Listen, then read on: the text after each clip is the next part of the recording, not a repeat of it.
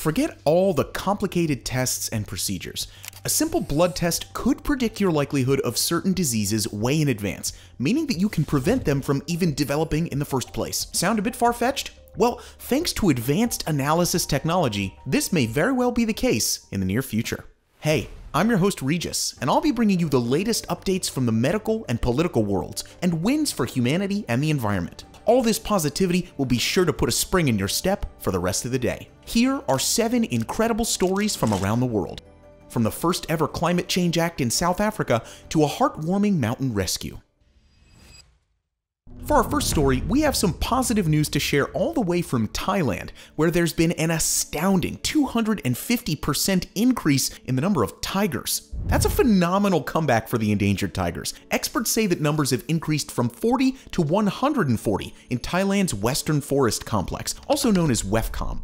140 might still sound like a small number to some of you, but it's a massive increase for just a 15-year period from 2007 to 2023. This improvement is in stark contrast to other places in Southeast Asia, where tigers are either extinct or extremely threatened by poaching and habitat loss. So why has there been such a success story in Thailand's WEFCOM when things are so bad in other places? Well, it's thanks to the commitment of the Thai government. Their conservation efforts and law enforcement practices have been a game changer here. The introduction of a monitoring program to track recovery efforts was what ultimately ensured long-term success. This helped them to understand the tigers on a deeper level, as well as poaching patterns. They also monitored the effects of their rigorous patrolling systems, so they could adapt their conservation and enforcement efforts to better protect the tigers. This outcome is fantastic news for tigers, but also for the biodiversity of the area, as the return of this apex predator was needed for a balanced, thriving ecosystem.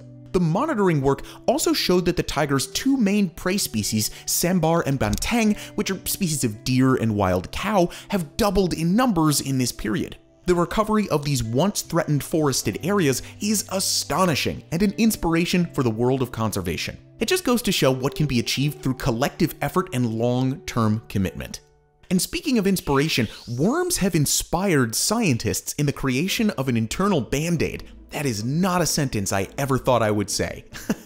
This substance could be used to patch up the heart or hold together spinal discs, areas that are notoriously difficult to heal. Weirdly, researchers in the United States took their inspiration from how worms interact with nature. For years, scientists have been trying to figure out how to produce lifelike implants for inside our bodies that replicate human tissue. Hydrogels have been at the center of this research, but they're too stiff and they often break due to the heart's vigorous beating or the impact on our joints. And this is where the worms come in as our unlikely saviors. Worms repeatedly tangle around each other into worm blobs and then untangle themselves, showing both solid and liquid-like properties at the same time. Scientists applied this entanglement process to hydrogels, forming intertwined chains of molecules called entangled molecules. Next, they developed a new 3D printing method called Clear to produce a material using the entangled molecules that's much tougher than previous hydrogels, yet at the same time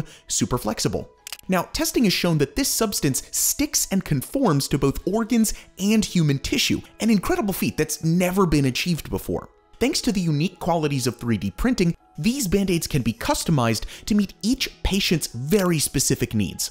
The potential impact of worm-inspired band-aids is enormous. They could revolutionize so many aspects of medicine. For just a few examples, they could be used to repair leaky heart valves, as cartilage patches, to restrain bulging discs, as needle-free sutures in the operating room, and so on and so on. The possibilities here are honestly endless. Researchers just can't contain their excitement, and honestly, neither can we. This is the start of a new generation of biomaterials, and there's no turning back.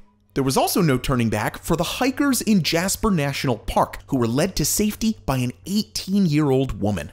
Thanks to the incredible heroism of volunteer firefighter Colleen Null, 16 people escaped from a raging wildfire. Null was working a summer job at Jasper Lodge in Alberta, Canada, when she noticed smoke coming from the mountainside. Luckily, she applied what she had learned as a volunteer about smoke and wind directions to figure out how close the fire was. Realizing the extreme danger they were in, she sprang into action right away. Before the official evacuation order was even given, the 18-year-old had alerted all the lodge guests. She also hiked up the trail to the nearby campground, heading towards the danger, and evacuated all the campers to the lodge. Her initiative and quick thinking resulted in her gathering 16 people, who she then led on a grueling 4-hour trek to escape the wildfire.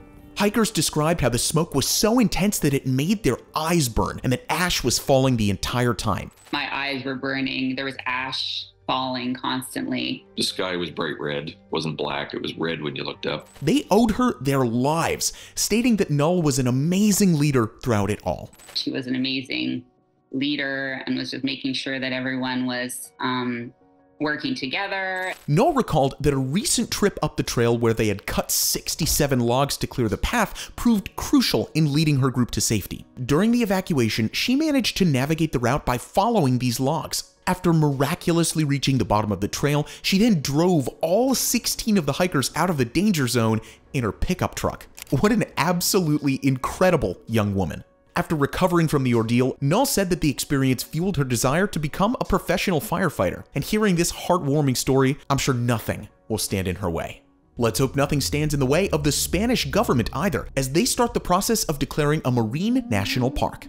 After more than a decade of lobbying by environmental groups, they're now closer than ever in reaching this historic milestone. But before we get wrapped up in the politics, let's rewind. Off the coast of El Hierro, which is a tiny Canary island in the southernmost point of Spain, lies the Mar de las Calmas. Here, the seabed drops steeply to 3,000 meters in depth, resulting in an extraordinary level of biodiversity. It's home to both deep-sea creatures and tropical species not commonly found in the rest of the Canary Islands. It's also a transit zone for large species, including sperm whales and whale sharks. I think you're starting to get the idea of why this zone needs protecting. Some of the Sea of Calms is already classed as a marine fishing reserve, but environmentalists are looking to expand its size, protection, and recognition status. The proposed area would cover 24,000 hectares instead of the current 750. Spain's ecology minister said the Marine National Park will contribute to the government's commitment to ensure that at least 30% of their marine areas have some form of protection by 2030. So that all sounds pretty great. So why hasn't the park already been created? Am I right? There are many stakeholders who use this area for different reasons, and to be honest, some are concerned. Groups like sport fishing associations and divers think the creation of a national park could hinder economic activity and bring uncontrolled levels of tourism. Among the supporters of the park, though, are, strangely, local fishermen. They use traditional and selective techniques to carry out their trade, allowing biodiversity to flourish in the region. Finally, after many discussions and public consultations, an agreement has now been reached on how current activities can continue alongside the maximum protection of the area. To the relief of the environmentalists, most people of El Hierro now support the proposal. It's not a done deal just yet, as the approval process is known for taking a while, but it's at least started, so keep those fingers crossed. From the halls of legislation, we now move to a laboratory where scientists have developed a hydrogel implant that could potentially treat endometriosis. Okay, so what even is endometriosis? It's a condition that affects 1 in 10 women.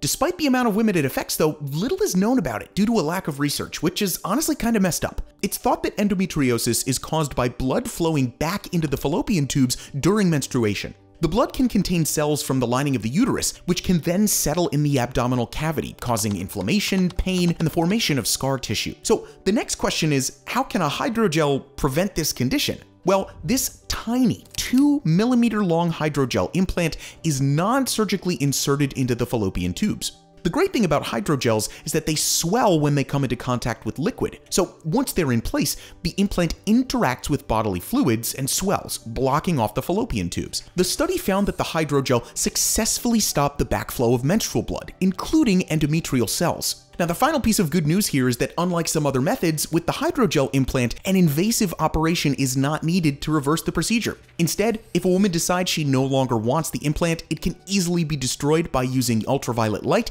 or a specific solution. This could be a life-changing development for women. This little implant is a first of its kind, potentially solving endometriosis, a condition that affects millions of women.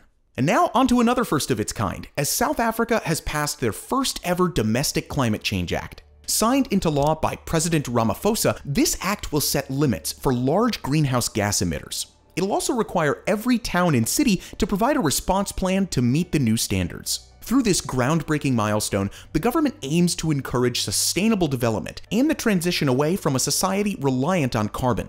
For a bit of background, South Africa is the most carbon-intensive major economy in the world. As if that wasn't bad enough, it's the 11th biggest emitter of greenhouse gases, and also has the highest level of emissions per capita. These staggering facts really highlight why this new bill is such a big deal. Back in 2016, South Africa also committed to the terms of the Paris Climate Agreement at the UN Climate Change Conference. However, thanks to its over-reliance on coal, it's currently not on track to reach those targets. The hope is that the new climate change bill will reduce emissions, allowing the country to meet its commitments and become climate resilient in the long term. Targets will be set for every sector with high emissions, such as industry and transportation, as well as carbon budgets for large companies. Climate activists are eagerly anticipating these features. Although exceeding these limits is not illegal at the moment, doing so will likely result in a very high carbon tax, which is a big deterrent.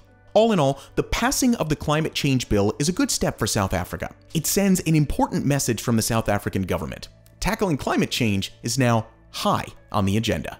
For our final story, we head back to the laboratory, where a new blood test analyzing proteins can predict the risk of 67 diseases. But before we get into that, in case you haven't heard about it yet, we have now started our very own Good News email newsletter. Twice a week, every Monday and Friday, we'll send you a beautifully crafted email packed with 5 uplifting news stories. So if you want to support us even more than you already do on this channel, head over to good-news.io or click the first link in the description. It costs $4.90 a month, and you can also get a preview for free. This is a big help for us as we continue to work to produce good news content and spread more positive stories all around the world. Thank you so much for your support, and now let's get back to that final story.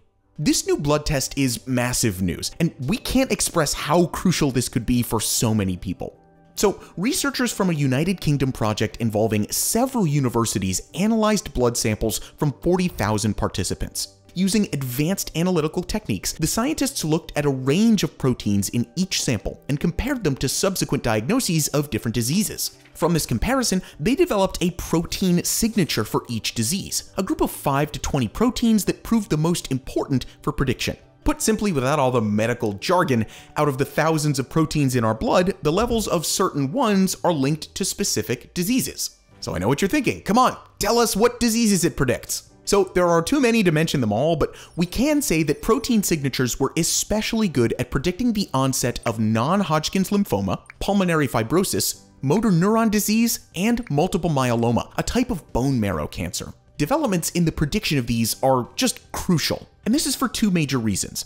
First, if people know that they're at risk, they can do more to change that. For example, people can alter their lifestyle to reduce their chances of developing type 2 diabetes or a heart disease.